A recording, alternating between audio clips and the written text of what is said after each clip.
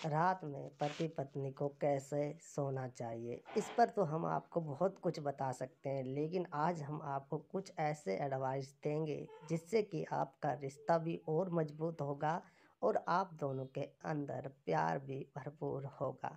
पति पत्नी का शादी के बाद कैसे सोना चाहिए, इस पर बहुत सारी आपको नॉलेज होना भी चाहिए, क्योंकि दोस्तों आजकल स्ट्रेस, टेंशन और तनाव में ज़िंदगी व्यतीत हो रही है।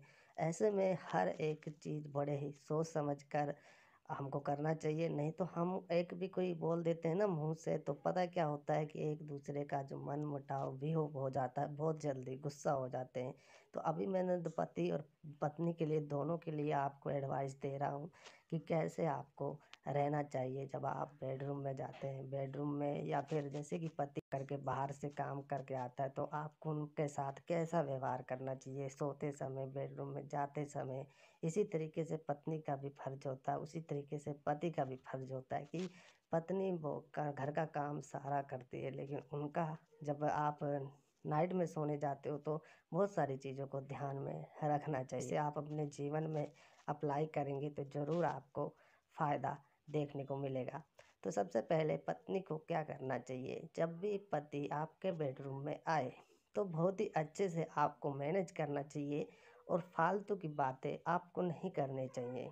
जो भी आपके रिश्ते से रिलेटेड है, आपके घर से रिलेटेड है, ज़रूरी बातें हो सके तो ऐसी बातों को इग्नोर करना चाहिए। सोते समय आपको ऐसी बातें नहीं बताना चाहिए जिससे कि पति को कोई टेंशन हो और आपका जो रात का जो माइंड है वो भी ख़राब हो जाए। इसलिए जब भी कोई पति आता है तो हर बात आपको नहीं बतानी चाहिए तुरंत कि ये हुआ आज, वो हुआ। इसलिए सोने से पहले आपको ये चीज़ें बहुत ही ध्यान रखनी चाहिए, क्योंकि पति अगर घर से काम करके आ रहा हो, उसका मूड ख़राब हो गया, तो फिर आप कैसे भी सोओ, पूरी रात ख़राब आपकी जाने वाली होती है।